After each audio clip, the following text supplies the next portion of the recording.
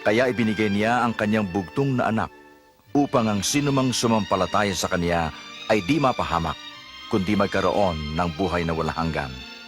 Ginawa niya ito hindi upang hatulan ng sanglibutan, kundi ito'y iligtas. Sa ngayon, napakarami na mga tagasunod ni Jesus. Itinala ng 4 na ebanghelyong pasimula ng pananampalatayang Kristiyano. Bagamat iba't iba ang pagkakasalaysay ng mga pangyayari, ito ang kasaysayan ng kanyang buhay na hinango mula sa ebanghelyo ayon kay Lucas.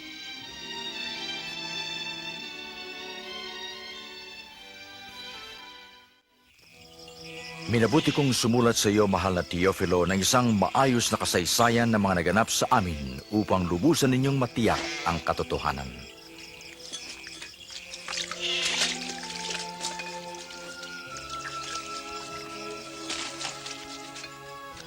Noong si Augusto Cesar ang emperador ng Roma at si Herodes naman ang hari ng Judea, isinugo ng Diyos ang anghel na si Gabriel upang dalawin ang isang dalaga sa Nazaret na nagngangalang Maria.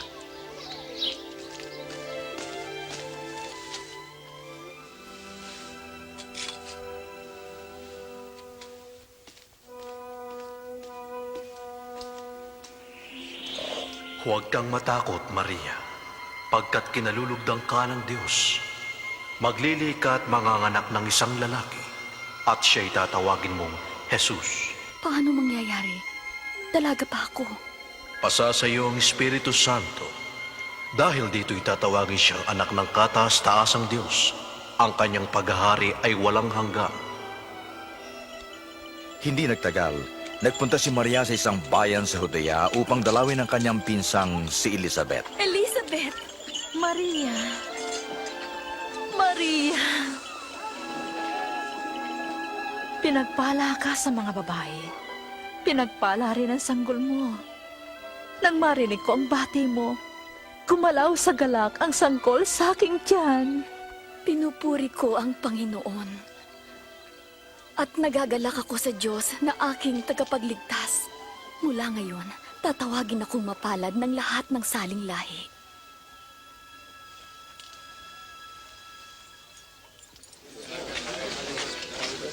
Mga taga-Nazaret, ayon sa kautosang ipinalabas ni Augusto Cesar, kinakailangang ang lahat ng mamamayan na nasasakupan ng Galilea at Judea ay dapat magpatala sa kani-kanyang bayang sinilangan.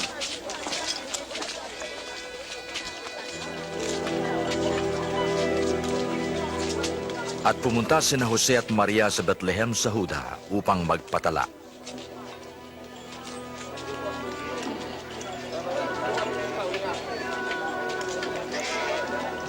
Subalit wala silang matuluyan sa Bethlehem, kundi isang hamak na sabsaban.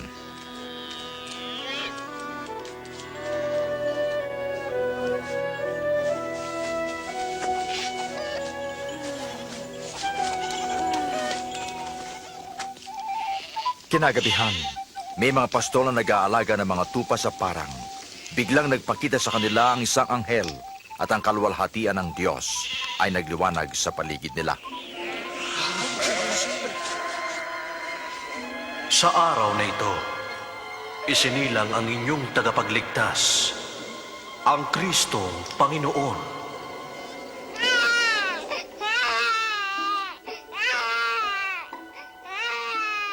Agad silang pumaroon upang makita ang sanggol sa sabsaban. Sila ang una nagpahayag ng mabuting balita.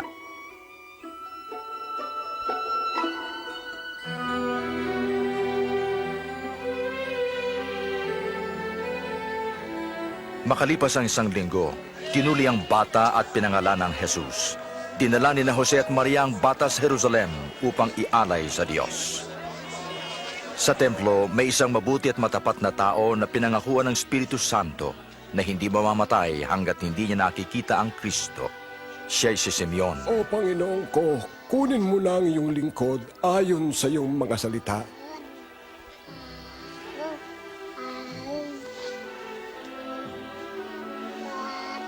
Nakita ko na ang iyong pagliligtas. Ang batang ito ay pinili ng Diyos.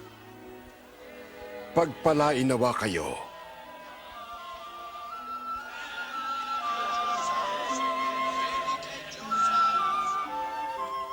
Nang matapos nila ang lahat ng bagay ayon sa kautusan, sila'y bumalik sa Nazaret.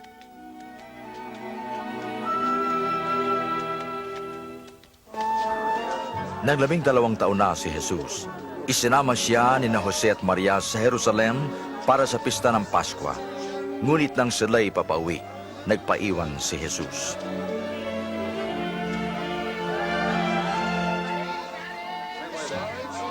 Bumalik sila sa lungsod at na ikatlong araw sinatagpuan nila sa templo, nakaupong kasama ng mga guro. Kahanga-hanga siyang mag-usap. Kanino anak ang batang ito? Siya'y taga Nazaret. Kasama po namin siya. Ipagpaumanhin po ninyo. Ang lahat na nakarinig ay namangha sa kaniya.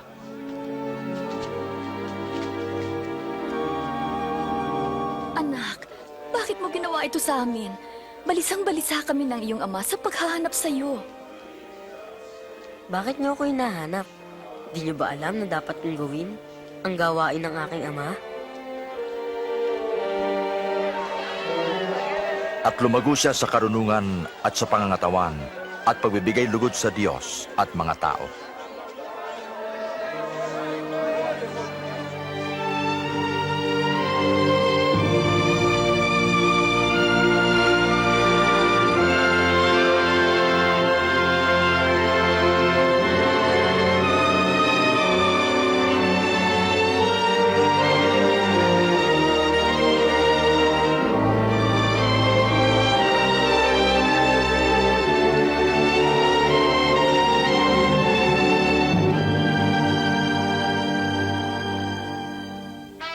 Noong 15 taon ng paghahari ni Tiberio, habang si Poncio Pilato'y gobernador ng Judea, si Herodes ang puno sa Galilea, sina Anas at Caifás sa mga punong pare. Dumating ang salita ng Diyos kay Juan sa ilang at ipinangaral niya ang pagsisisi para sa kapatawaran ng kasalanan. Magsisi kayo at magpabautismo at kayo'y patatawarin ng Diyos. Nasusulat sa aklat ni Propeta Isayas, may isang sumisigaw sa ilang, tuwirin ninyo ang daraanan ng Panginoon. Tuwirin ninyo ang kanyang daan, tatambakan ang bawat lambak, titibagin ang bawat burol at bundok.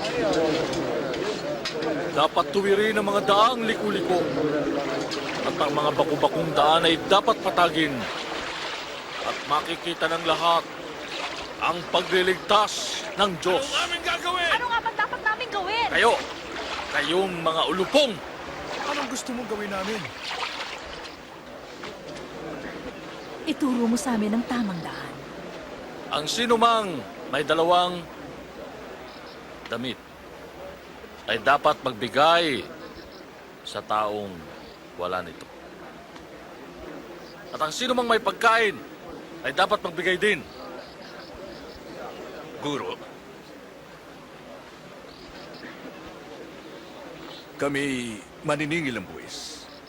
Anong aming gagawin? Huwag kayong maningil ng sobra. At kami naman, anong dapat namin gawin?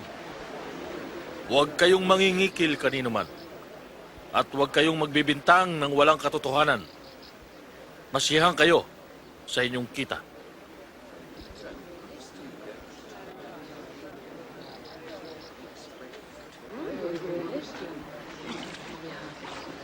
Sabihin mo, ikaw bang Kristo?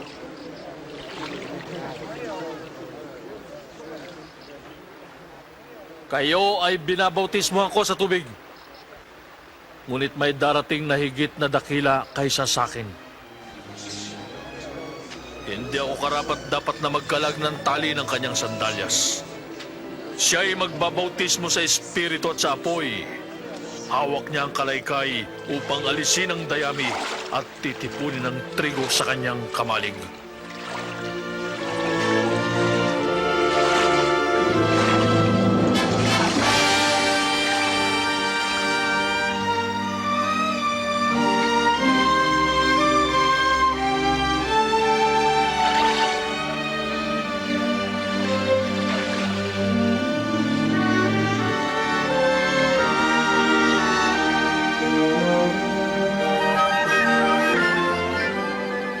at bumaba sa kanya ang Espiritu Santo sa anyong kalapati.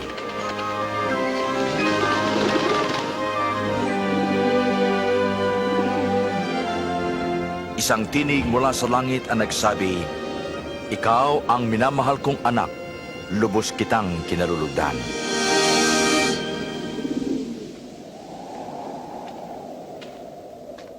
Mga 30 taon na si Jesus nang magsimula siya sa kaniyang gawain. Umalis siya sa Jordan na puspos ng Espiritu Santo. Dinala siya ng Espiritu sa ilang at sa loob ng 40 araw, tinukso siya ng Diablo. Di siya kumain sa loob ng panahong iyon.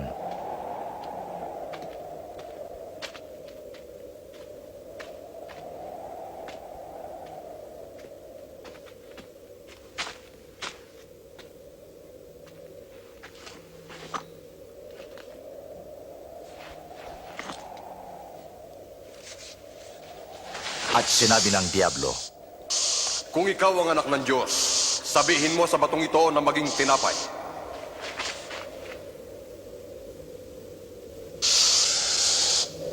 Nasusulat, di lang sa tinapay dapat mabuhay ang tao kundi sa salita ng Diyos.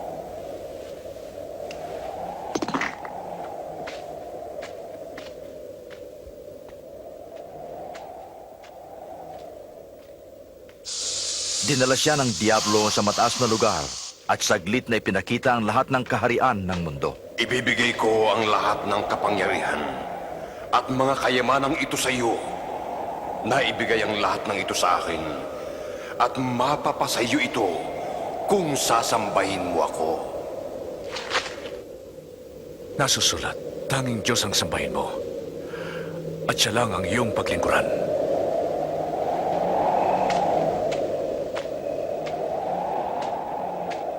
At dinala siya ng Diablo sa taluktok ng templo sa Jerusalem. Kung ikaw ang anak ng Diyos, magpatihulog ka. Pagkat sinasabi, uutusan ng Diyos ang kanyang mga anghel na ingatan at alalayan ka nang di matisod man lang sa bato ang iyong mga paa. Nasusulat, huwag mong subukin ang Panginoon mong Diyos.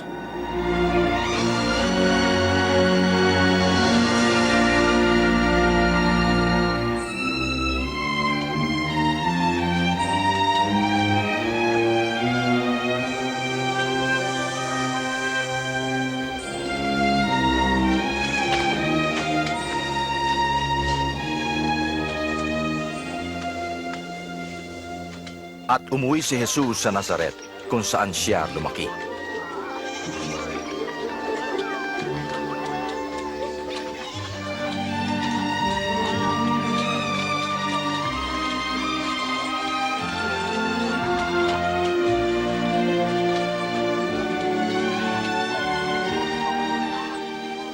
Kumusta? Kumusta?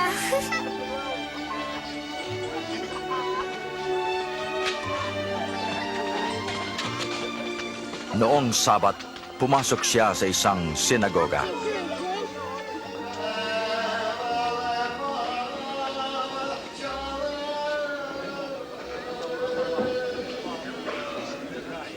Tinawag siya upang basahin ang isang bahagi ng aklat ni Propeta Isaias.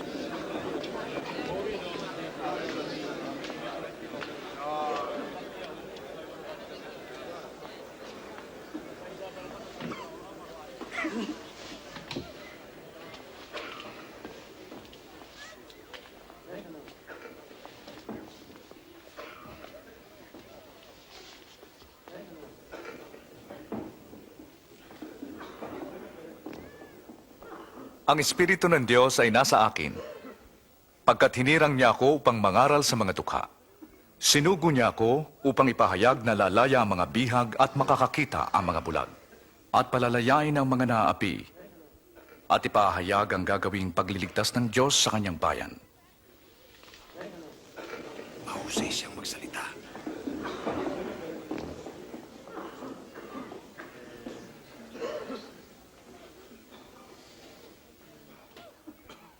Naganap ngayon ang kasulatang ito habang inyong narinig. Natupad ang kasulatan? Ang Mesyas lamang ang makatutupad niyan. Paano nangyari yun? Alam ko ang sasabihin ninyo. Doktor, gamutin mo ang iyong sarili. sasabihin niyo rin sa akin, gawin mo sa iyong sariling bayan ang ginawa mo sa Kapernaum. Tandaan niyo, walang propetang kinikilala sa sariling bayan.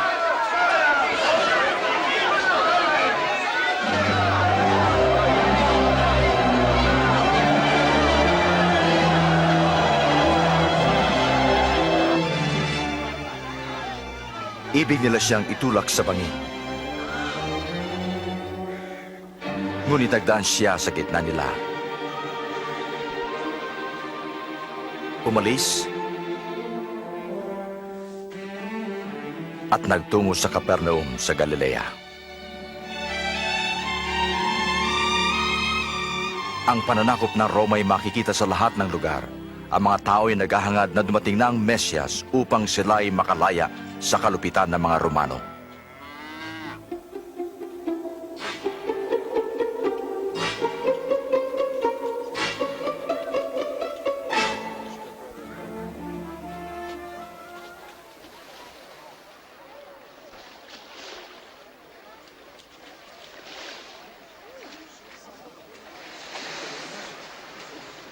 Sumaiyo ang kapayapaan. Sa inyo rin.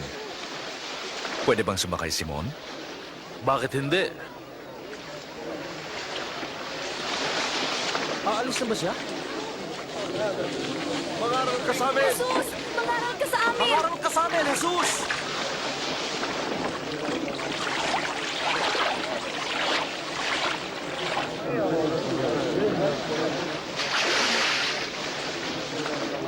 Minsan, may mga pumasok sa templo para manalangin. Ang isa'y pariseyo, ang isa'y publikano.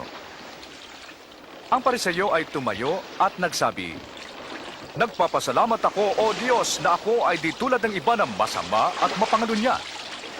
Nagpapasalamat ako at di ako tulad ng maniningil ng buwis na yon. Nag-aayuno ako 2 beses isang linggo at nagbibigay ako ng aking ikapu. Ngunit ang publikano ay nakatayo sa malayo at di man lang makatingin sa langit. Dinadagukan ng dibdib at ang sabi, Diyos, mahabag ka sa akin na makasalanan. Sinasabi ko sa inyo, ang publikano, hindi ang pariseyo, ang umuwing kinalulugdan ng Diyos. Sapagkat ang sino mang nagpapakataas ay ibababa. At ang nagpapakababa ay itataas. Pumunta kayo doon sa laot at ihulog ang inyong mga lambat upang manghuli. Guro, halos magdamag kaming ng isda. Pero wala kaming nahuli. Ngunit dahil sinabi ninyo, susundin ko yung pinagagawa ninyo. Santiago! Juan!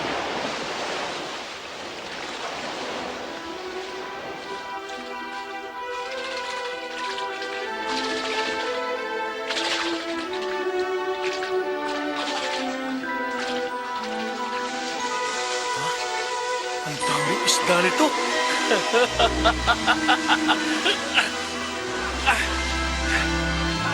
Santiago! Juan! Tulungan nyo kami! Dalian ninyo! Marami ring huli ang lambat namin! Napakaraming isda!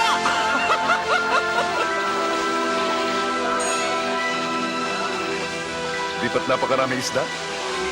Sige. Sige pa.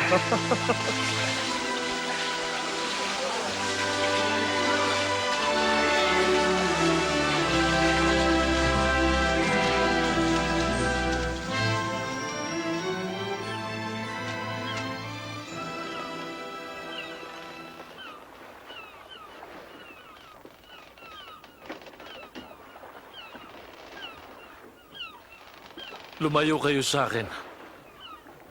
Ako'y makasalanan. Huwag kang matakot. Mula ngayon tao na ang huhulihin mo.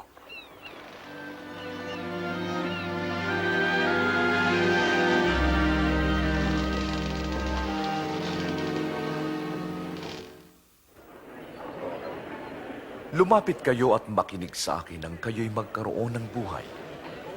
Hanapin ang Diyos samantalang siya'y masusumpungan. Siya'y tawagin habang malapit pa. Ang masama ay magbago ng gawain at maling isipan, at siya'y magtatamo ng kapatawaran. Ikaw ay lilisan ng may galak at kapayapaan. Padating na siya! Tingnan niyo! Jesus! Jesus! Nakikiusap ako. Iligtas po ninyo ang aking anak. Ginoo, maawa ka. 2 taong gulang pa lamang siya at naghihingalo. Ginoo, sumama ka sa akin. Jairo, ikinalulungkot ko. Jesus! Patay na ang iyong anak. Huwag mo nang abalahin ang guro. Huwag ka matakot. Manalig ka at siya'y gagaling.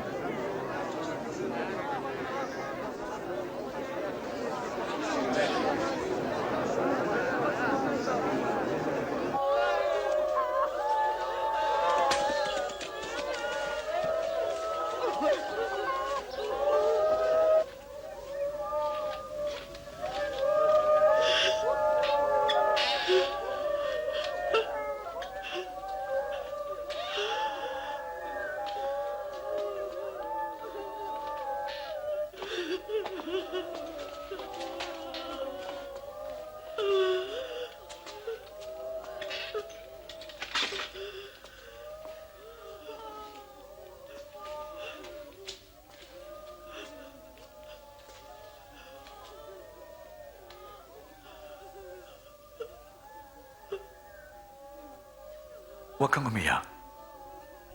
Di siya patay. Natutulog lang.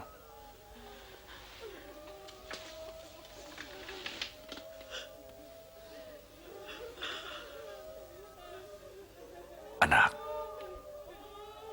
bangon.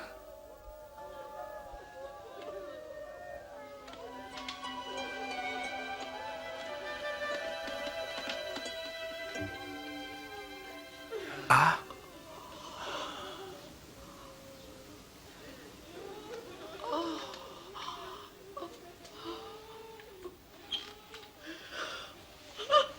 Bigyan niyo siya ng makakain. Inuutusan ko kayo.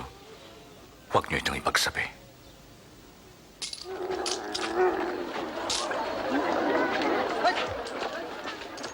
At pagkatapos nito, nakita niya si Mateo, isang publikano na maniningil ng buwis sa kanyang tanggapan.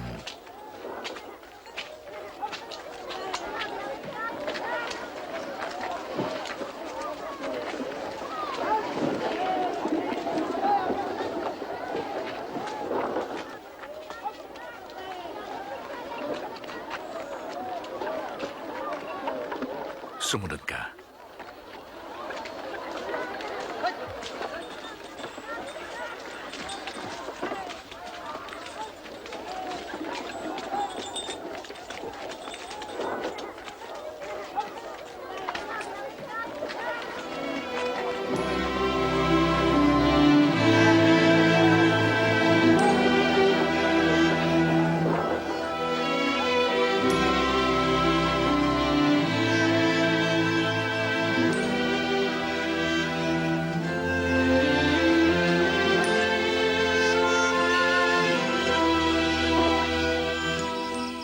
At si Jesus ay umahon sa bundok at magdamag na nanalangin sa Diyos.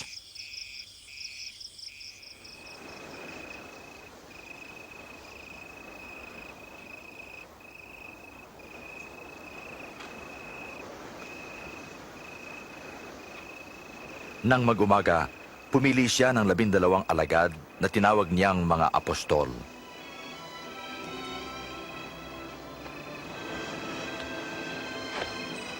Simon na tinawag niyang Pedro.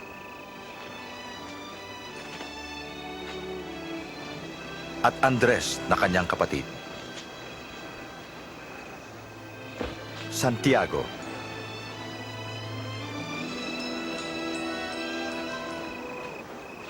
At Juan.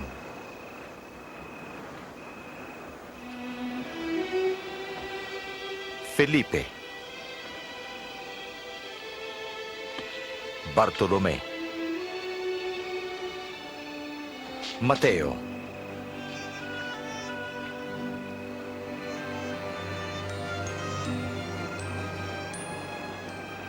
Tomas. Santiago na anak ni Alfeo. At Simon ang makabayan. At si Judas na kapatid ni Santiago. At si Judas Iscariote na naging taksil.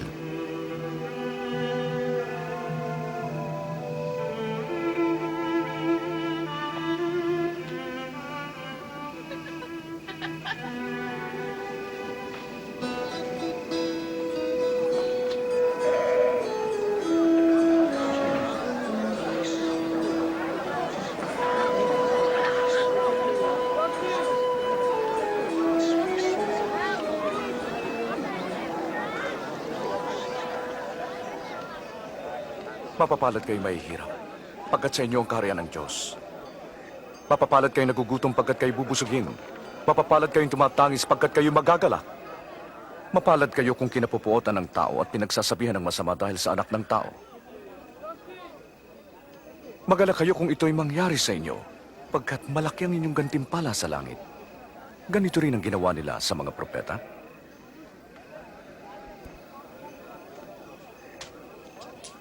Labing-anim, labing-pito, labing-walo, labing-siyam, dalawampu. Iyan lang po. Ano ito na lamang? Kawawa kayong mayayaman, sapagkat maginhawa na kayo.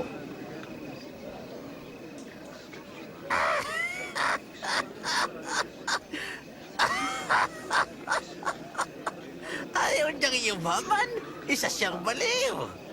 Kawawa kayong nagsisitawa ngayon, sapagkat kayo magsisitangis. Kawawa kayong pinupuri ng mga tao, pagkat gayon din ang kanilang ginawa sa mga bulaang propeta. Sinasabi ko sa inyo, ibigin ninyo ang inyong kaaway. Gawa ng mabuti ang galit sa iyo. Pagpalain niyo sila na sa inyo lumalait. Ipanalangin ang walang tiwala sa iyo.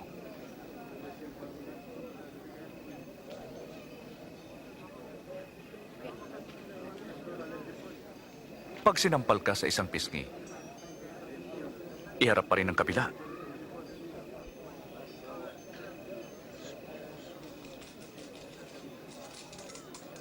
Pag inagaw ang iyong balabal, ibigay mo pati ang iyong damit. Bigyan ang humihingi sa iyo. At pag kinuha ang ari-arian mo, huwag mo nang bawiin pa.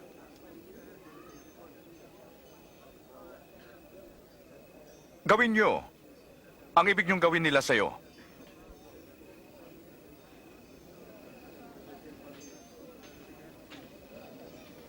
Kung mahal mo lang ang umiibig sa'yo, bakit ka gagantimpalaan? Ito'y gawin ng mga makasalanan. Kung mabuti ka doon sa mabuti lang sa'yo, bakit ka pagpapalain? Ginagawa rin ito ng mga makasalanan? Hindi na siya nangiming hawakan. At kinausap pa. Nakasusuklam.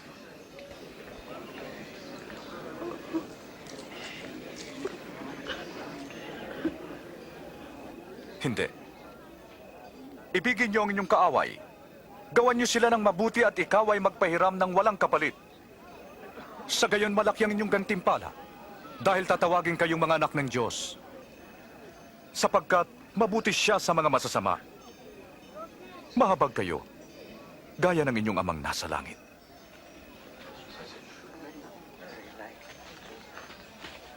Jesus, iligtas mo kami.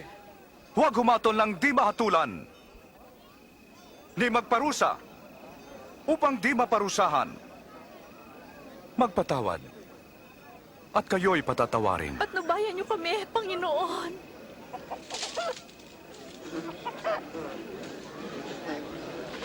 Magbigay, at kayo bibigyan. Pagkat anumang gawin mo sa iba ay gagawin din sa iyo. Ang isang bulag ay hindi makakaakay ng isa ring bulag. Mauhulog sila sa hukay. Bakit mo tinitingnan ang puwing ng iba, ngunit di mo pinapansin ang dumi sa iyong mata?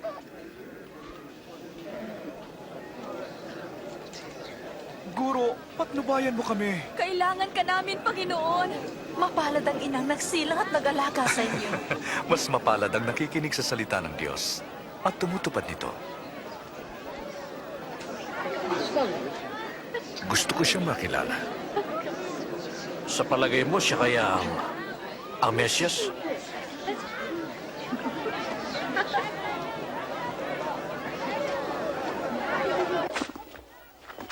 Isang pariseyo ang naganyaya kay Jesus na maghapunan sa bahay niya. Pumaroon si Jesus at dumulog sa mesa. Sige mga bata, umalis na kayo. Narinig nyo? Alis! Napakapilyo ng mga batang yan. Anong ginagawa niya rito? Hindi ko alam.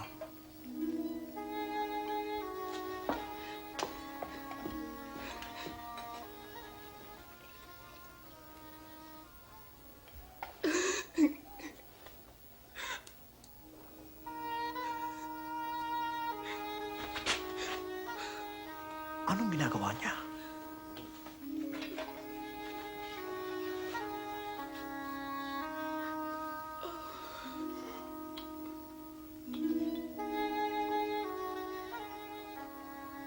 Kung propeta ang tao ito, ay dapat alam niya na makasalanan ng babaeng yan.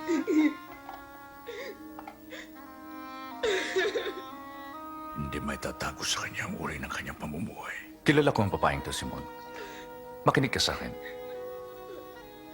May 2 taong nagkautang sa isang tao. 500 ang isa at ang isa ay 50. Nang di sila makabayad ng utang, sila'y kapwa pinatawad. Sinong higit na iibig sa kanya? Yung pinatawad na mas malaki ang utang. Tama ka. Masdan mo siya. Nang dumating ako sa bahay mo, di mo nilinis ang mga paa ko. Ngunit siya, binasa niya ng luha mga ito at pinunasan ang kanyang buhok. Hindi mo ako hinagkan. Ngunit di siya tumitigil ng paghalik sa aking mga paa. Di mo binuhusan ng langis ang ulo ko. Ngunit binuhusan niya ng pabango ang aking mga paa. Sinasabi ko sa iyo, dahil sa laki ng pagmamahal niya, pinatawad na siya. Ngunit ang pinatawad ng kaunti, kaunti rin ang pag-ibig.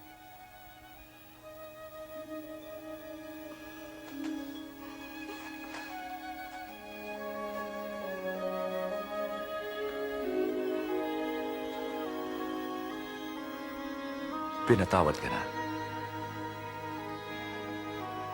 At ika'y ligtas, umalis kang payapa. Ako?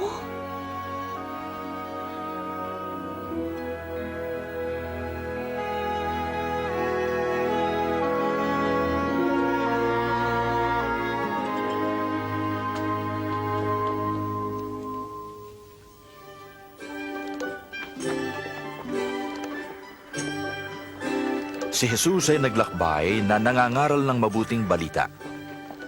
Kasama niya ang 12 at ilang mga babae na pinagaling sa masamang espiritu. Sina Maria Magdalena, si Juan ang asawa ni Kusa na katiwala ni Herodes, at si Susana.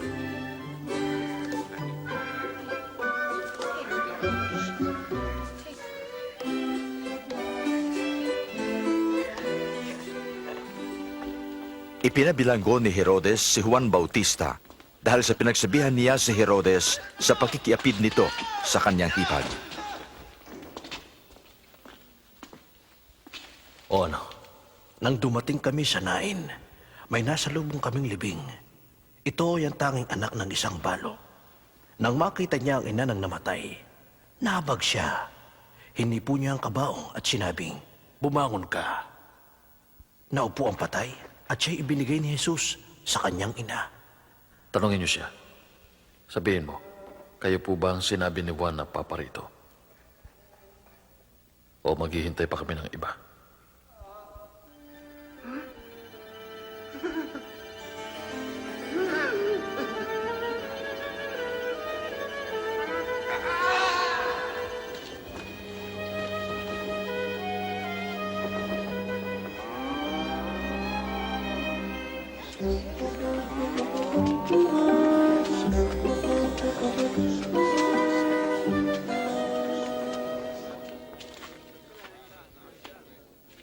Guro.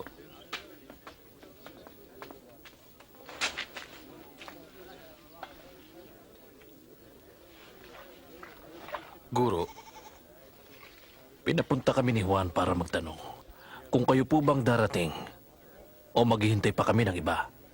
Umuwi kayo at sabihin ang inyong nakita at narinig. Nakakita ang bulag, nakalakad ang pilay. Mapalad ang taong hindi nag-aalinlangan sa akin.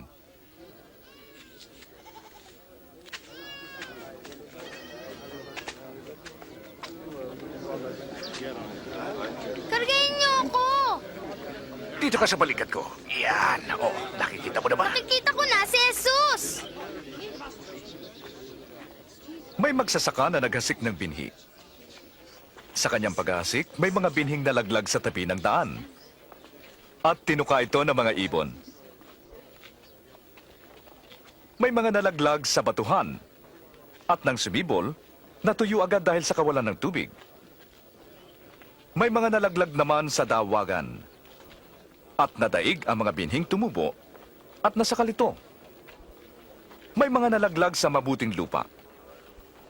Tumubo ito at nagbunga ng tigi-100. Guro, bakit patalinghaga kung magsalita ka sa kanila? Ipinaalam na sa inyo ang lihim ng kaharian ng Diyos. Ngunit sa iba'y ang talinghaga lamang para tumingin man di sila makakita at makinig may di makaunawa.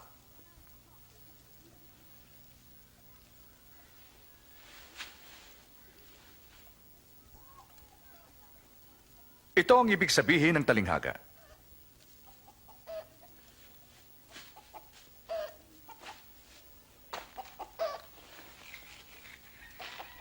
Ang binhi ay ang salita ng Diyos. Ang binhing nalaglag sa daan ay ang mga nakinig. Ngunit dumating ang dyablo at inalis ang salita sa kanilang puso upang di sila manalig at maligtas. Ang nalaglag sa batuhan ay yung mga masayang nakinig ng salita. Ngunit walang ugat. Naniwala sila ng sandali. At nang dumating ang tukso, natisod sila. Ang sa dawagan naman ay yaong pagkarinig. Ngunit di nagtagal, sila ay nadaig ng alalahanin at yaman at kalayawan. Kaya't di nahinog ang kanilang bunga.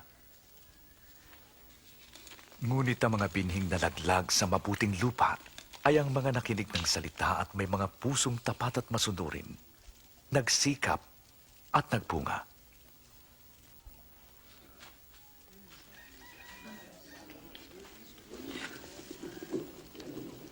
Walang ilaw na tinatakpan ng banga o nasa ilalim ng kama. Sa halip ay nasa lalagyan upang makita ng sino mang papasok ang ilaw.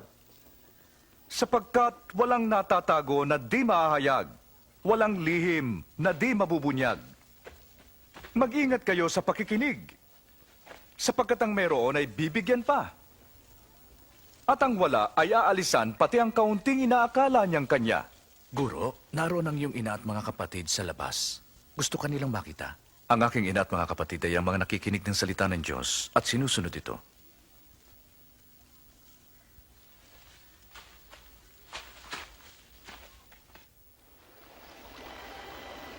Isang araw, sinabi ni Jesus sa kanyang mga alagad, "Tumawid tayo sa ibayo ng dagat."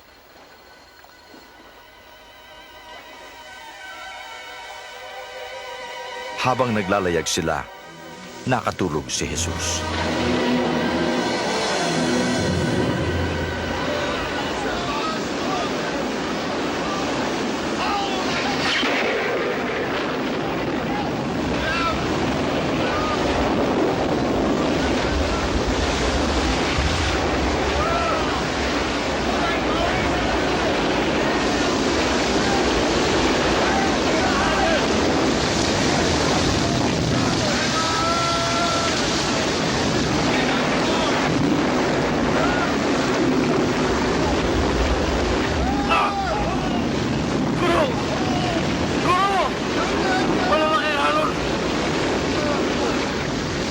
Mamamatay kami! Jesus! Malulunod kami! Tulungan mo kami!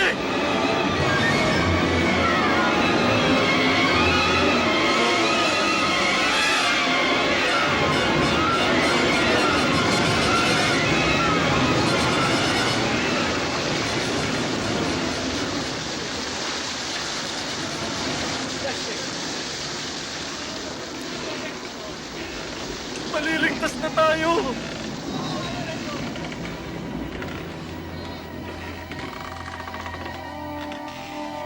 naranasan ang pananalig niyo.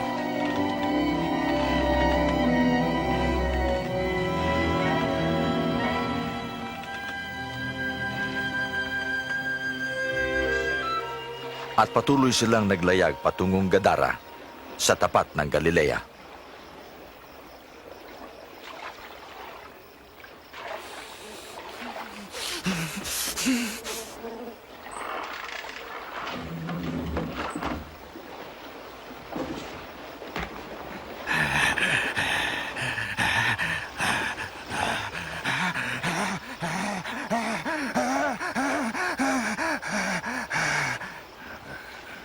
Jesus, anak ng kataas-taasan, Diyos. Anong kailangan mo sa akin? Mawa ka. Huwag mo kong pahirapan. Sino ka?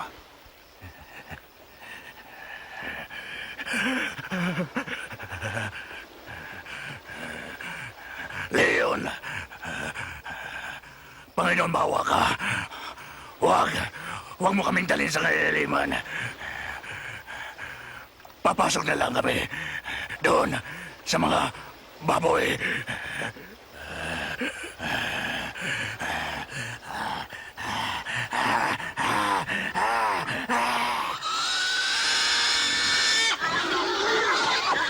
Hoy! Balik! Hinto! Hinto! At lumabas ang mga demonyo sa lalaki Balik! at pumasok sa mga baboy.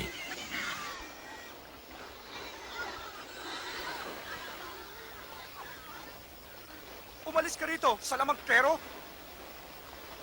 Iwan mo kami! Umalis ka sa lugar na to! Layas! Lumayas ka! Sasama ako sa iyo saan ka man magtungo. Isama mo ako. Umuwi ka. Ipagsabi mo ang ginawa sa iyo ng Diyos.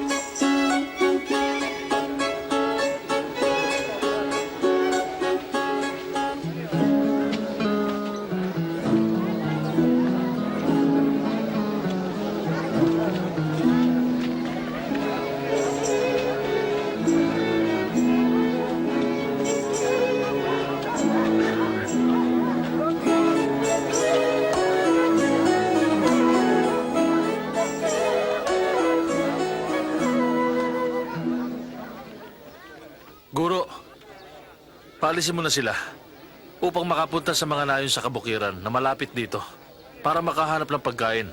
Masyadong liblib ang lugar na ito.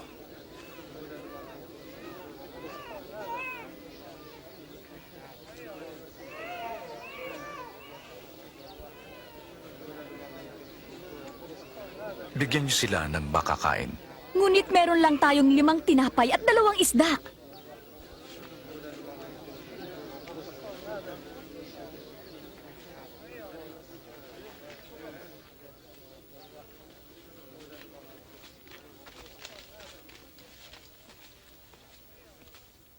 Sambahin ka, O Panginoong Diyos, at Hari na nagbibigay ng tinapay mula sa lupa.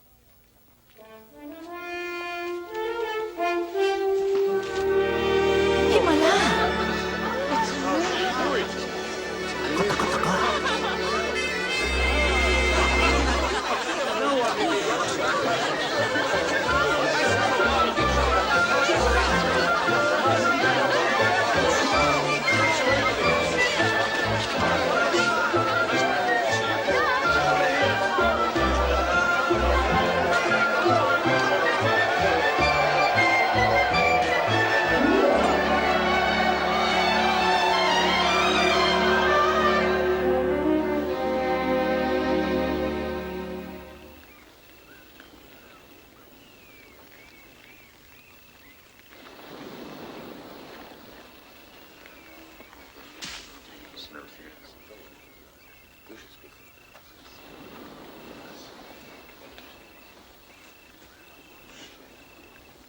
Sino ako ayon sa mga tao? Ang sabi ng ilan, ikaw ay si Juan Bautista.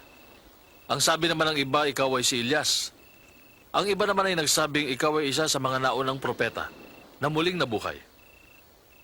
Ngunit kayo, anong masasabi niyo?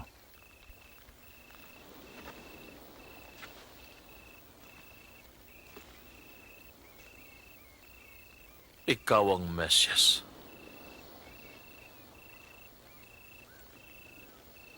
Huwag niyo ipagsabi ito.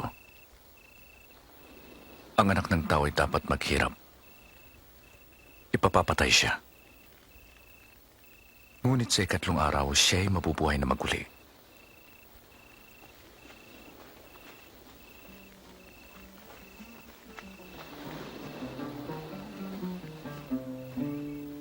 How clearly the sky when he spoke glory.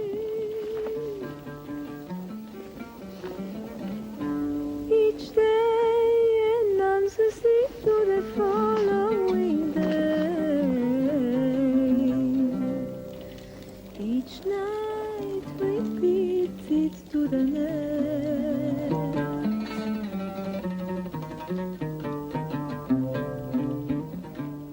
Sino sa inyo ang sasama sa akin? Susunod ako sa iyo, Guro. Ngunit, uuwi muna ako at magpapaalam sa pamilya ko. Sino mang nag-aararo at panay ang lingon ay di dapat maglingkod sa karya ng Diyos.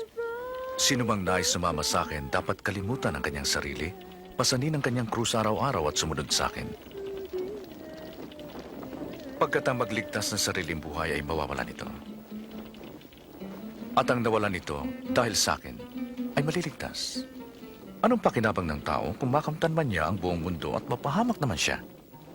Ang sino mang magkahiya sa akin at sa aking salita ay ikakahiya rin ng anak ng tao pagparito niya at sa kaluwalhatian ng Ama at mga anghel. The sky and goes across the Tandaan niyo, ilan sa inyo ay di mamamatay hanggat di ninyo nakikita ang karya ng Diyos.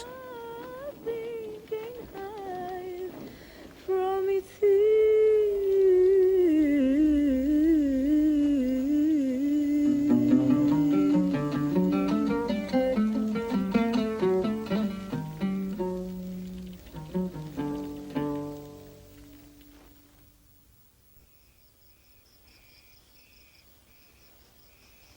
Isinama ni Jesus sina Pedro, Juan at Santiago upang manalangin.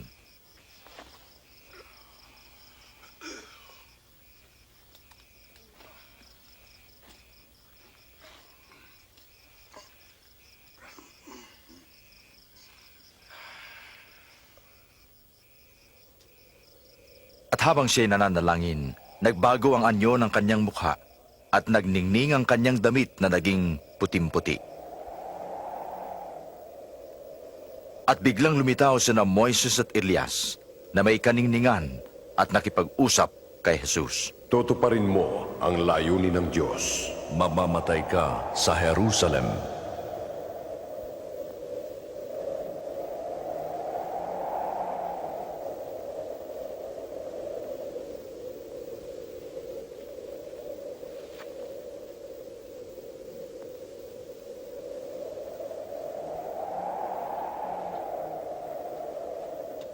Habang paalis sila, sinabi ni Pedro kay Jesus, Guro,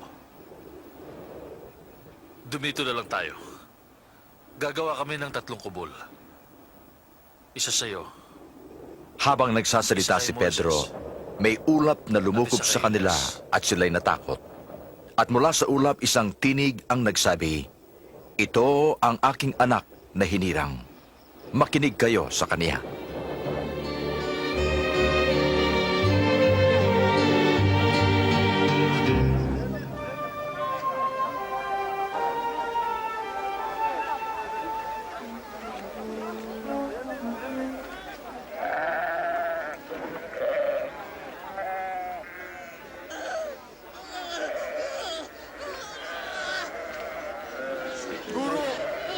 Guro, mahabag po kayo sa aking anak. Nakikiusap po ako. Kaysa isa ko siyang anak. Nakiusap po ako sa inyong mga alagad. Ngunit, wala po silang nagawa. Kawawa naman ang aking anak. Maawa kayo. O lahing liko at walang pananampalataya. Hanggang kailan ko kayo pagtitiisan? Dalhin mo siya rito.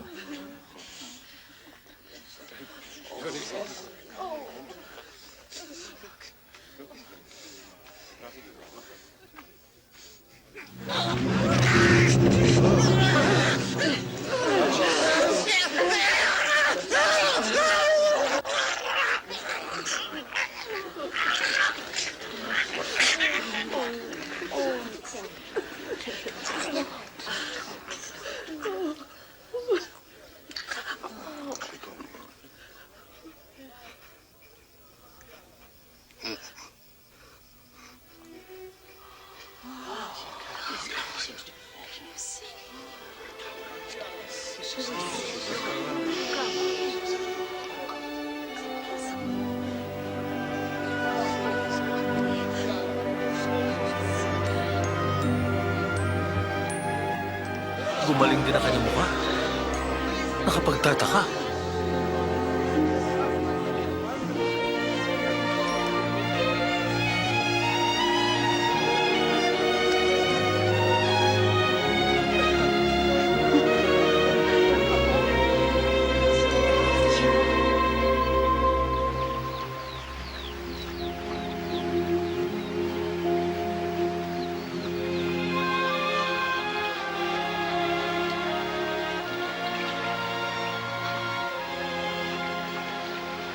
Turuan po ninyo kaming manalangin tulad ng ginawa ni Juan sa kanyang mga disipulo. Kung kayo'y mananalangin, sabihin niyo, Ama namin na nasa langit, purihin ang ngalan mo.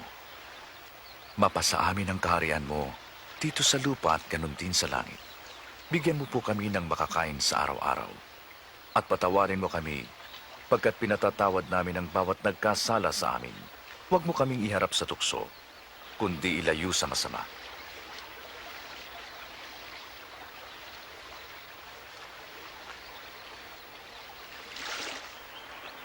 Humingi at kayo'y bibigyan. Maghanap at kayo'y makakakita. Kumatok at kayo'y pagbubuksan. Pagkat ang humihingi ay tatanggap. Ang naghahanap ay makasusumpong. At ang sinumang kumakatok ay pagbubuksan.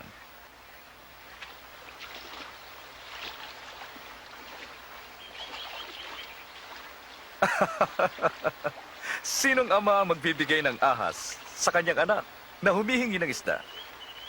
O alakdan kung humihingi sila ng itlog? Kung kayong masamay marunong magbigay ng mabubuting bagay sa anak nyo, gaano pa kaya ang inyong amang nasa langit sa mga humihingi sa kanya? Tandaan nyo, huwag kayong mabalisa sa inyong buhay. Kung ano ang inyong kakainin o daramtin, pagkat mas mahalaga ang buhay kaysa pagkain, katawan kaysa damit. Tingnan niyo ang mga ibon. Di sila nagtatanim o nag-aani at wala silang kamalig. Ngunit pinakakain sila ng Diyos. Sinasabi ko sa inyo, higit kayong mahalaga kaysa mga ibon.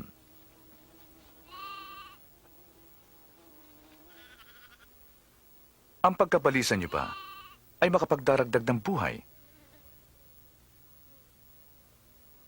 Kung di niyo magawa ang maliit na bagay, bakit mababalisa kayo sa iba? Tingnan ninyo ang mga liryo. Lumalaki ito. Di sila nagpapagal. Ngunit si Solomon man ay di nakapagsuot ng kasing ganda nila. Kung ang Diyos ay dinaramta ng damo na iginagatong lamang sa kalan, tiyak, daramtan niya kayo. O kayong mga kulang sa pagtitiwala. Palaguin po ninyo ang aming pagtitiwala. Kung malaki ang inyong pananampalataya, maaari mong sabihin sa punong ito, mabunot ka at matanim sa dagat, at susundin kayo nito.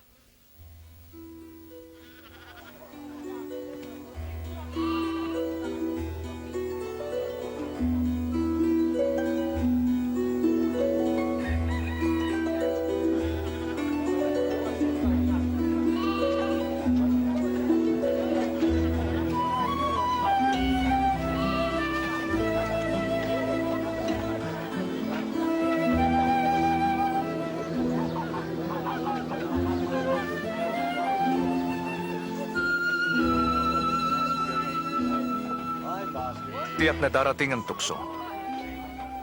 Ngunit sa abang pinanggalingan nito, mabuti pang itapon siya sa dagat na may nakataling malaking bato sa kanyang leeg kaysa siya'y maging tisod sa isa sa maliit na ito.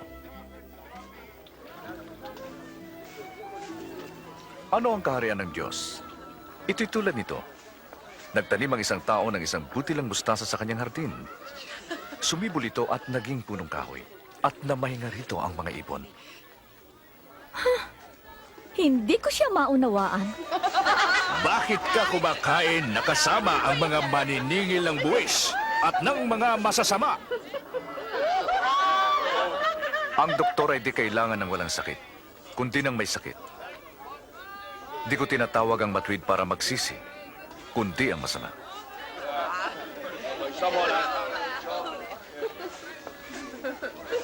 Magkwento pa po kayo tungkol sa kaharian. Meron pa po ba? Huwag kayong matakot, munting kawan, pagkat nalulugod ang inyong ama na ibigay sa inyo ang kanyang kaharian. Ipagbili niyo ang inyong mga ari-arian at magbigay kayo sa mga dukha. Magtaglay kayo ng mga lukbutang di nasisira, isang kayamanan sa langit na di nauubos. Pagkat ang magnanakaw ay di makalalapit at di sila masisira ng gamo-gamo. Dahil kung nasaan ang inyong kayamanan, naroon din ang inyong puso.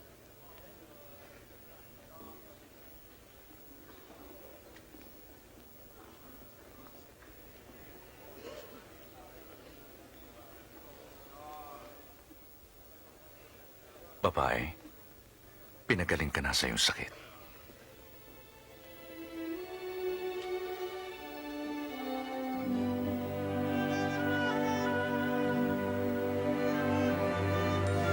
Tingnan mo!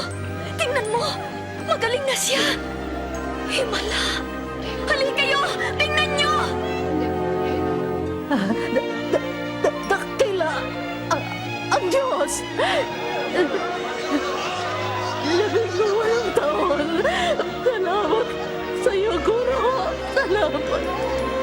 Mayroong 6 na araw sa paggawa. Dapat isa sa mga araw na yon kayo nagpagaling, hindi sa araw ng Sabat. Mga mapagpain babaw, di ba't kinakalagan ninyo ang baka at asno upang painumin sa araw ng Sabat?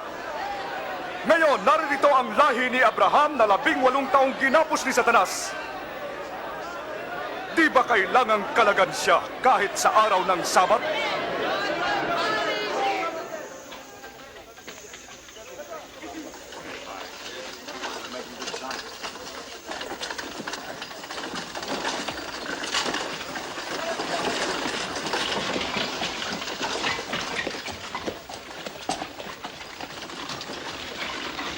Mabuting guro, anong gagawin ko para makamit ang buhay na walang hanggan? Mabuti ba ako? Walang mabuti liban sa Diyos. Alam mo mga utos. Huwag kang mangalunya, huwag kang papatay, huwag kang magbintang ng mali. Igalang mo ang iyong mga magulang. Tinupad ko na yan mula pa sa kabataan ko. Isang bagay pa ang kulang sa iyo. Ipagbili at ipamigay sa mahihirap ang iyong kayamanan at magtatamo ka ng yaman sa langit. At sumunod ka sa akin. Pero negosyante kami, mayaman. Napakahirap sa mayaman ang pumasok sa kaharian ng Diyos. Mas madali pang pumasok ang kamelyo sa butas ng karayom kaysa isang mayaman sa kaharian ng Diyos. Kung ganon, sinong maliligtas? Ang imposible sa tao ay posible sa Diyos. Saan ba naroroon ang kaharian ng Diyos? Ang kaharian ng Diyos ay darating na di nakikita. Walang makapagsasabing, tingnan nyo, nandyan na o naririto na. Pagkat ang kaharian ng Diyos ay nasa sa inyo. Darating ang oras na gugustuhin niyong makita ang isa sa mga araw ng anak ng tao, ngunit di niyo makikita. Pagkat ang anak ng tao ay parang kidlat na magliliwanag mula sa kabila hanggang dulo ng langit. Ngunit kailangan muna siyang maghirap ng marami at itakwil ang mga tao.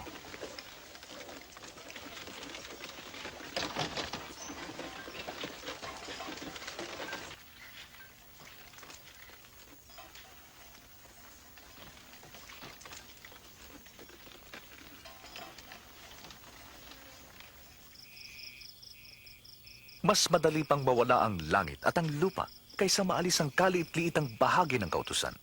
Sinasabi ko sa inyo, marami ang hindi nakakita ng inyong nakita at hindi nakarinig ng inyong narinig. Ano ang aming gagawin? Anong sinasabi ng kasulatan? Paano nyo ito paliliwanag? Ibigin mo ang iyong Diyos ng buong puso, buong kaluluwa, buong lakas, at ng buong pag-iisip. At ibigin mo ang iyong kapwa gaya ng iyong sarili. Tama ka. Gawin mo ito at ikay mabubuhay. Sino ang aking kapwa? Hindi ang makawal na yon. Si Cesar ba? May isang taong bumaba mula sa Jerusalem patungong Jericho. Hinarang siya ng mga tulisan, inubaran, binugbog, at iniwan na halos patay na. Nagkataong napadaan doon ang isang pare. Nang makita niya ang tao, lumihis siya ng daan. Isang Levita ang naparaan din doon. At nang makita ang tao, lumihis din siya ng daan. Subalit may isang Samaritano na napadaan din doon. Nang makita niya ang tao, naawa siya. Nilapitan niya ang tao at binuhusan ng langis at alak ang mga sugat. Isinakay sa kanyang asno at dinala sa bahay panuluyan para doon alagaan. Kinabukasan, binigyan